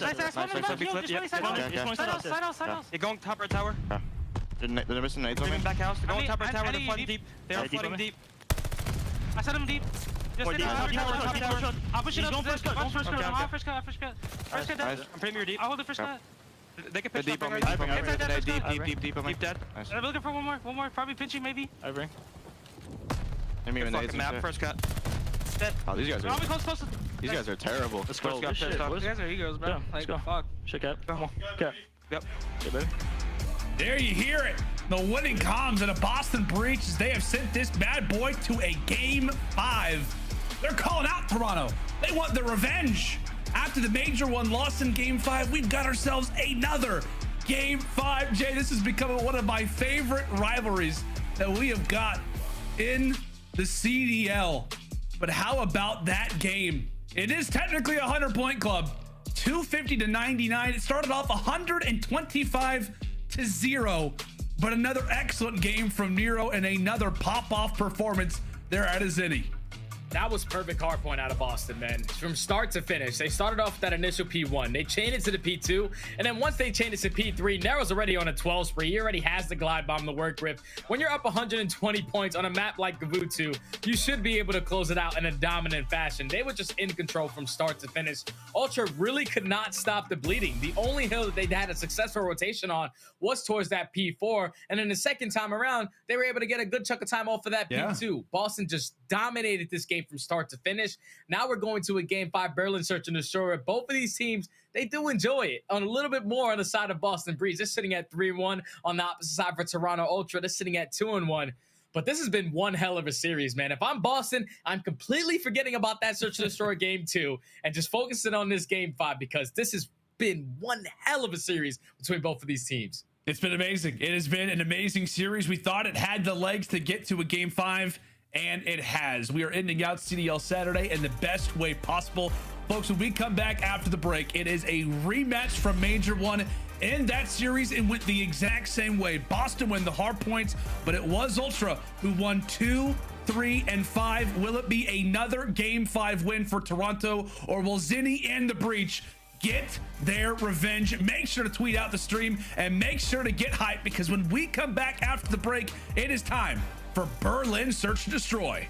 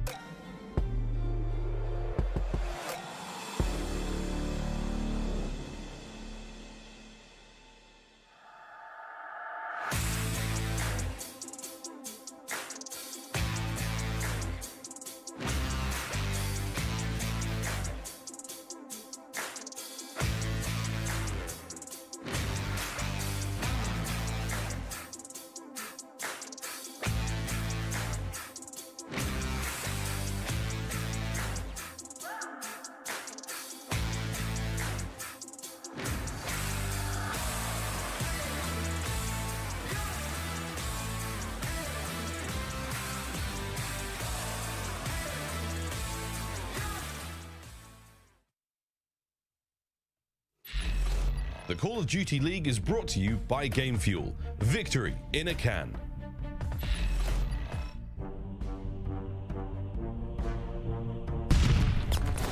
Fantastic way to close out the day. Let's go and recap you on what you just mentioned. You saw the timeline blow up, and it's for this very reason. Our Mountain Dew tactical play was the spree that we saw out of Nero. I mean, what a performance it has been in these hard points for this guy, Jay. Just the positioning that he was able to put himself in. Like, he was dominant from start to finish of this map. Methodz, he kind of catches up towards him in the kill department towards the later half of this game. But just the way that Nero starts off hard points, man, like I said, at least based off of that first map, remember him in his interview. When he's playing like this, he's basically unkillable. And he showed it once again on that Gavutu Hardpoint. Starts off 12-0, basically 120-0 to start that game. You have the glide bomb to work with. Like, they just played that hard point flawlessly. Now it comes down to the search and destroy between both of these teams, where just based off of that map number 2, Boston made a lot of mistakes. The coaching staff has to be livid right now just based off of that map number 2. But the confidence and the momentum is definitely on their side off of that map number 4. We're in for one hell of a game 5. Yeah, we absolutely are, partner. I know you said Zed was tweeting out like question marks. Like, what are we doing on Desert Siege Search and Destroy as we fly in for our final map of this series, a Berlin S&D. And when we talk about the rematch, right, there's been a lot about that, right? Methodz versus his old team at the major. They were not able to escape with the W. It was in a game 5, round 10 that overall closed it out. The big thing, though, was that there was a game 2 search destroy in that series that arguably changed the entire tide of the game, and it was on this very map. And Jay, it went down to a round 11. So we talk about revenge type of games. This is a map that these teams played at the major. Toronto took it. We'll see if they can do it again, or if this Boston team, as we said, can continue to surprise us, if they can continue to show us that they are one of the better teams that we've got in the CDL. Oh, and Capsidal, a great start there with the first blood. Is he gonna finesse for the second? No. The nice return there for Bance, and he's got the bomb as TJ takes one down in middle. TJ takes one down, but look at number 8. Nero works his way all the way around the backside through that trains area. He should be able to at least spot one player here pretty soon. He spots Insight, gonna be able to take him down. Now it's gonna be a 3v1 left up to Bance. He is gonna be able to get this free B bomb planted though. But number 7 in TJ, he's gonna know the positioning of where he decides to run after this bomb is planted. He calls out the cross. Now it's time to collapse. Yeah, and really, if you're Boston, right, you've got all 3 angles covered, so they gotta know that he went to the library. Just a matter of time when he starts to show himself. Methodz holding down the tank as he will shut down Bance, and it will be a great and early start to this search destroy for Breach. And as we talked about, right, off of a 100-point club victory, I mean, these rounds that you can get early for Boston are huge. Keep that momentum flowing. And it all starts with Capsidal. He puts himself in a nice little corner back alley. Even though he does get sniffed out with that stun grenade, Cammy does not check that corner, so he does find the first blood. It does get traded, but while all that action is going on at A, it allows his teammates to push through that B bomb. TJ works his way through middle, Nero through the late flank. They both take down one, force it to a 1v3 for Bance. Like I said, they had the cross called out. They knew exactly what he was going to try to do. As Boston, they were able to take that round number 1, now going on the attack. It's a nice sight to see, right? Boston, a clean search destroy round. Didn't see hardly any of those on the game 2 Desert Siege, but now they'll have their first chance at attack. See if they can make it 2-0 as Cammy, great angle toward top fire, just a little late on the reaction as he was looking elsewhere. Tags up both Boston players, but they will make their way into the site, but he makes them weak enough for CleanX to go ahead and take him down. Does catch the backside of Capsidal. And now it brings us to a 2 versus 4. Ultra with numbers, but Nero with information and the kill. Now down by 1. We'll see what Breach can do. 45 seconds left. Bomb is going to be down towards this B site. What Nero and Methodz are trying to do is at least even up the numbers, trying to find a kill, or at least some information that they can work off of. As Insight still holding down this B bomb. Bance has the cross with that sniper. He's going to be able to spot one player here pretty soon. Can Methodz try to line up the shot? He does. Force it to a 2v2 situation. This is where you have to collapse on bomb. They take down Insight. Now it's immediately a 2v1. What a play out of Boston. What a play out of Boston, and what a moment there for Methodz. They totally break through that Ultra line of fire. But now it's all on to Cammy. The guy we talked about constantly in Search Destroy has got to go big. Both Boston players hanging out over at this site, and they will clutch up in the end. A 2 versus 4 was the story of the Desert Siege Search and Destroy, and it will remain the story in this game 5, but in favor of Boston. Let's take a look at this again. That is all comes down to Methodz finding this kill onto Bance. Like with that sniper, you are gonna peep that little bit of a glare on the side of Bance's screen.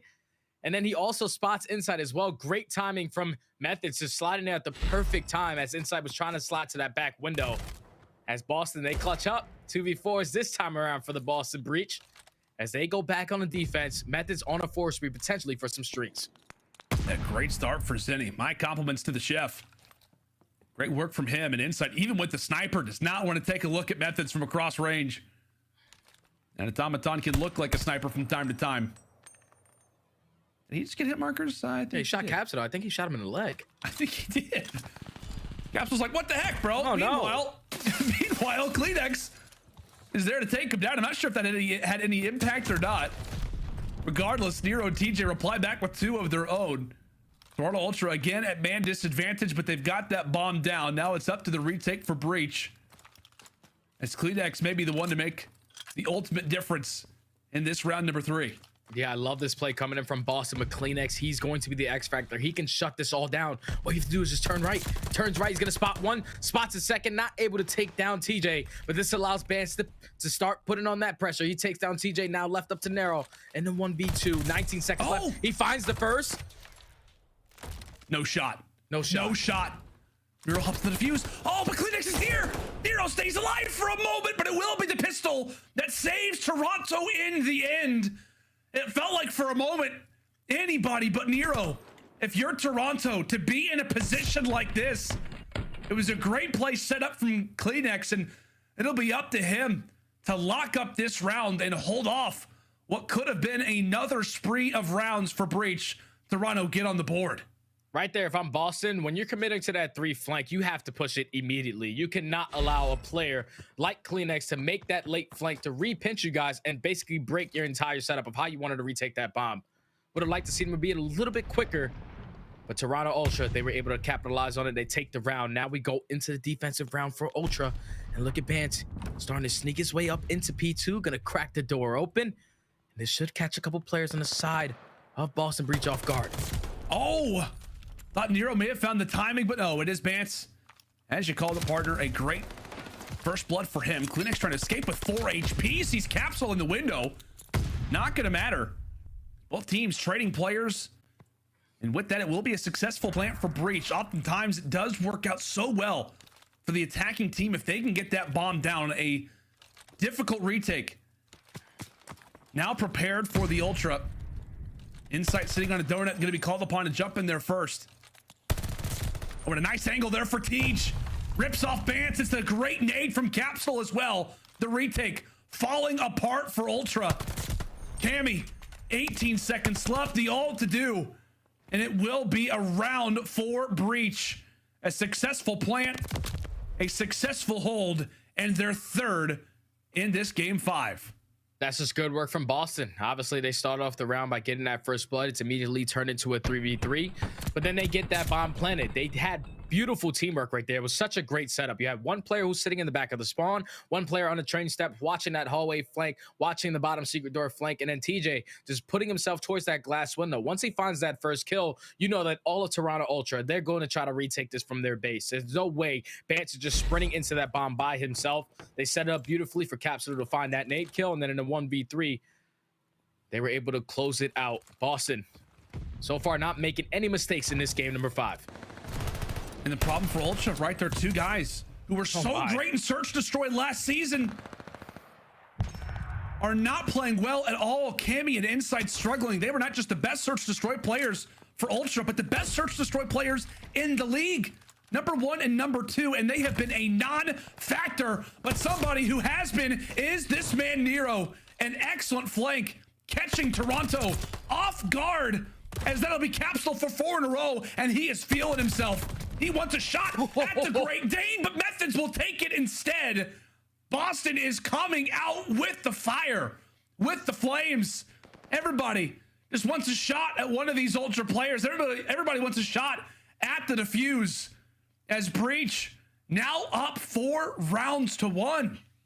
And Toronto Ultra, so far, every offensive round, they have went towards this A bomb. And right now, Boston, they're just making those mid-game adjustments. They send 3 players super aggressive towards that B site. They take control of P2. They find that opening kill. Then they eventually work that late flank. Nero does a great job at finding that player towards top warehouse. They spot Bance. They force it to a 3v1. And this has been beautiful search and destroy from Boston. Just based off of what we saw on map number 2, you completely left that outside the window. They are not letting any clutches happening this time around. As Ultra, they need to stop the bleeding. Cammy and Inside need to step it up. Yeah, man. 1 in 10. 1 in 10 combined from these two. They've got to turn it around, or Breach will happily add another round to what has been an overall dominant performance so far on Berlin. Methodz aware of the flank that Bance tries to make, and he'll win it. Great plays there for Methodz. Holds true. Holds down that ADS and gives Boston Breach another first blood. Nero will tag on the second. Insight at least gets off of that donut and will add on to 2. 25 seconds left, but the problem right now for Ultra is that they have got to get these players out of these power positions. Breacher set up perfectly. And the explosion. TJ tosses out the nade, and it will take down Insight, and he'll find the second as well. Boston on fire in this S&D, now up 5 rounds to 1, and they are not looking back. I told you. Berlin S&D for Boston Breach. This is their bread and butter. Every single round has just been clean. They're working that B bomb. You get it planted. Now you have to worry about your flank. You secure the guy that's going on the ultra late flank through that train side. Now you have the man advantage. All you have to do is hold that push from P2. They do exactly that. TJ and Methodz put themselves both in a great position to at least clutch the round if their teammates do die towards the middle. But Boston, 1 round away from closing out this search and destroy. Ultra need to show some life here. And they're finally able to start off a round hot. CleanX walks with the first blood. He and Bance combine for 2. CleanX goes for a heat check at top fire, and while it is the appropriate place, it may not be the appropriate time. A 2v2, but Cammy with the read onto Methodz now gives Ultra the primary position. TJ falls, and Ultra finally able to reply back. And that's just good work from the Ultra to stop the bleeding. It was good shots coming in from Cammy, though. Once he spots Methodz in towards the window, Methodz has a little bit of a behind that was sticking through that wall. Big booty's in. Does get taken down, forces it to the 2v1. And then eventually they read TJ. They know that he's on the flank. They take him down. Ultra staying alive just a little bit longer in this game 5. But now they have to figure out what they're going to do on defense, because Boston, they have just been switching it up every round. We attack A, we're going to attack mid, we're going to throw you guys off guard, play slow towards B. This time Capsidal with that sniper is going to be able to line it up onto Cammy with that first blood. Oh, and TJ takes down the second as well. It is all on to Insight and CleanX. A 2 versus 4, which has been the story of these S&Ds. Can they rely upon it again? CleanX with the potential to make the play, but is he going to run right into the line of sight? He will. Capsidal, the answer, as it will all be on to Insight. A 1 versus 4 for the game. Shuts down Methodz, does not have an answer for TJ, and it will be revenge for the Breach. Taken down at the Major versus this very team. Methodz able to find the W that he has been so desperately waiting for versus Toronto, and Breach continue to show us that this roster has got layers. They have got layers. And Jay, with this W, Boston now 3-0 to start off their Major II campaign. That's beautiful on the side of Boston, man. Obviously, the last time that these teams have matched up, Boston were able to do the dirty work, take both hard points, but then drop that game number 5. This time around, though, they take both hard points and they dominate the game number 5. Early into this game, man, like the very first round, I'm pretty sure they gave on the side of Ultra, they gave that 2v4 clutch to Methodz and the teammate at the time. And that's usually the tone setter. Like when you're losing some of these clutches, it just throws your momentum completely off guard. You could just see that Boston was starting to get momentum. They started 3-man pushing on defense through that B-bomb aggressively through the middle of the map. There was nothing that was going to slow down this Boston Breach team. Just the way that they finished that map 4, basically 120-0 to start. You can just tell that Boston, their guns are shooting a little bit better. Their teamwork was on point. The chemistry really showed on this Berlin game 5. And Boston, like you said, man, continuing their stage 2 dominance puts them at 3-0 now. Yeah, and they look great. I mean, obviously we don't want to get into these conversations too early, but they very well may have just locked themselves into a winner's bracket position at that Minnesota Major. A great start for Boston here at our Major II qualifiers, and it felt like it was a team effort all the way through, Jay. Obviously, the Desert Siege Search Destroy is really the only lapse that we talk about. Of course, control still needs to be worked on, but we talk about great performances across the board, players who are starting to figure things out, really get on a hot spree. And then your man that you've been talking about, Nero, has a series in these hard points, a major reason why Toronto, or rather why Boston were set up in the first place. Like, imagine if Nero doesn't drop 50 in that map number 1. We're probably talking a totally different series here, because Toronto, they were able to win that map number 2 and then win map number 3. Could have potentially been a 3-0, but they were able to clutch up in those final moments in that map number 1, which gave them the momentum to fight longer in this series. Then they get to the game number 2, just chalk it up. The control, they choked it by 1 kill. It is what it is, but let's bring the desk back in, because I know aLLeY, she was happy as hell that she chose Boston Breach to win this series. Hey, I did too. On one hell of a show. And I called it in a 3-2 fashion, so I did too. All right, Okay. He did.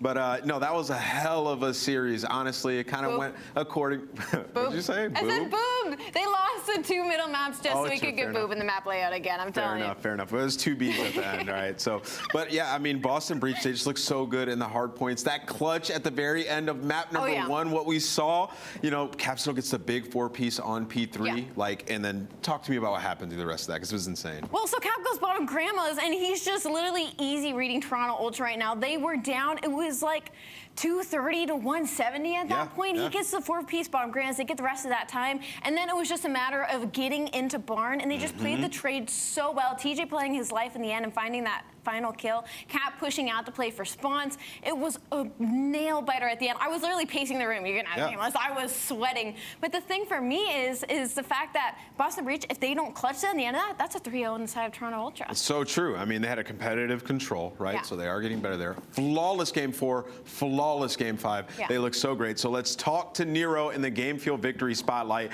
and see what he has to say, because this guy was putting on one hell of a performance. Nero, congratulations. And you got to tell me, were you trying to beat Capsidal's record on that map number 1 bow cage? Of course I was. I mean, at the beginning of the series, it's crazy because when Paul tweeted out that his overclock or his controller wasn't overclocked, I had to check, and my controller wasn't overclocked. You watched my video? Dude, I know that by the back of my hand. Oh, okay. But yeah, man, you put on such a great performance. One follow-up question to that is, like, what have you been doing to individually perform better? Because, you know, we've seen you at the Major, you played pretty good, but you've had a couple hot and cold series, but in this one, you were just on point. So is there anything you've been really focusing on an individual level? Yeah, I've been focusing on obviously playing my life, because I've been having a couple rough maps where I go triple neg and I have 50 deaths and 20 kills. Yeah. So they were just trying to preach to me, slow down, use your attacks, because I have a problem with that too. I don't use my stuns or nades, and they give me a lot of free kills, and obviously communication. I've been working on that a lot, because obviously it's the pro level and the AM level are 2 completely different things, and communication is the most important thing. So I would agree with that. It's a big learning curve. Yeah, and I think you've really kind of proved yourself. I feel like the expectations might have been lower than most of us would have hoped, and you've exceeded all of them. And I gotta ask, the Desert Siege was a little painful to watch at times, to be honest. And then obviously didn't get the defense and the control. I want to know what it was like for you guys to kind of regain heading into that game 4 and to put on a clinic on the Gavutu Hardpoint. Yeah, so basically the coaches, they were like, obviously you guys troll, but don't worry about it, because we were winning literally every single gunfight. So we knew in the hard point that we were just plan was just to challenge him pretty much. And obviously we literally won every single gunfight, and we just that made it easier to even get hold hills because we were killing everybody. And then the S&D, we were just doing our thing. Yeah. Well, Nero, thank you so much for the interview, man. Good luck going forward. I hope you guys continue this trend. You look absolutely fantastic, and have a good evening. Yeah, you too. Thank you. All right, one hell of a Saturday, aLLeY. 4 matches. Wow. We called it Game 5 to round out today to give us, right? It's a good game. But we had a banger to start it off today. We had London versus Atlanta, and this was like Atlanta's revenge game, right? Like they needed to make a statement, and today they made that statement. Yeah, no, Atlanta looked terrifying right out of the back. They were hitting form once again, and it was really Arcitys for me that stood out in this series, especially map 1. I believe he was like 30 and 15, while everybody else was kind of even across the board, just proving again why he's possibly the best AR in the game. Yeah, they were, thinking about losers bracket, and they said, no, we need that winners. But let's talk about the match that we saw after that. We had the Paris Legion versus the New York Subliners, and Paul X comes in, and by all means, statistically, not the craziest series, but his impact to the team was felt because everybody was popping off. Especially in that opening hardpoint. He had 2 minutes and 40 seconds in a hill. Everybody was just like, Paul, sit there. We're going to let the subs go crazy. Crims got your back, and it worked out so well for them to get 2 hard points under their belt after an 0-13 loss streak. I think they were feeling pretty good if you're New York Subliners. Yep, and then after that, we had Florida Mutineers, who were coming off 6-0 map count, 2-0 in their matches here in the Major II Qualifiers versus the best team in the world, OpTic Texas. And OpTic Texas showed us why they're not one to be messed with. They win it in a 3-0 fashion, playing the Florida Mutineers on all of their best maps. And one player who's been having an MVP season so far has been Dashy. Absolutely. Dashy, once again, has been probably one of the most consistent players for this squad as well. Sure. But it was a lot of big plays out of iLLeY that stood out to me, too. He got a lot of important 3 pieces when it came to these hill breaks. And Florida, even though they pushed OpTic Texas to the edge, OpTic Texas were able still to close it out. OpTic Texas are still the team to beat, and I'm pretty sure they're still at the top of the standings. So let's pull up the Major II standings right now, because I know there's been some movement. We have a clear-cut team on the bottom. We have Paris Legion on the bottom at 0-4, only have 1 match remaining. OpTic Texas and Boston Breach sitting on top, undefeated, aLLeY. That's actually insane to me. The 2 walls going at it. We hopefully will have a little bit more clearance as the days go on. But London Royal Ravens sitting at 3-1. They're still not top 4 contenders. Toronto Ultra 1-1 and Atlanta FaZe 1-1. I guess all eyes are going to be on those 2 heading into tomorrow. Listen, the standings matter, but the points matter even more. Now you can see here, these points matter for everything, especially for champs at the end of the year. OpTic Texas with a whopping 125 points sitting on top. Atlanta FaZe doing some climbing as well. They were in 3rd, now they're in 2nd. But you can see LA Thieves get toppled by the Boston Breach. With that win, Boston Breach move up to top 4 in the CDL point standing, just showing even if you are a middle of the pack team, as long as you do what you need to do and beat the teams in the bottom half, you can remain. We're slowly getting to a point where I feel like the difference is getting a lot wider. Even though between 3 and 4 it was already like 40 points, the top 3 teams were within like 5 points of each other, tied up. So now Texas OpTic with that win goes up 15 points. That is huge if you're a Greenwall fan. Well, this is only day 2. We still have one more day this week. Sunday, it's usually the best day. So let's check out the schedule for tomorrow. We're kicking off we're kicking off the matches at 3 o'clock Eastern. Make sure you guys tune in, same place, same time. Seattle Surge versus LAG. We haven't seen LAG play in quite some time, so I'm excited for that one. Seattle Surge have gotten a lot better.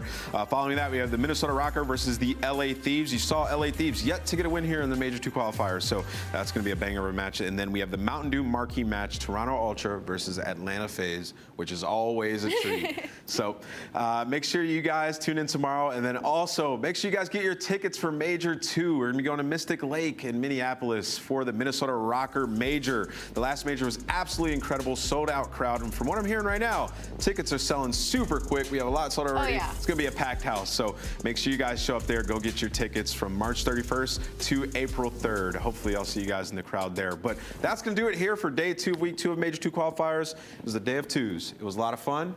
We'll see you guys tomorrow at the same place, same time.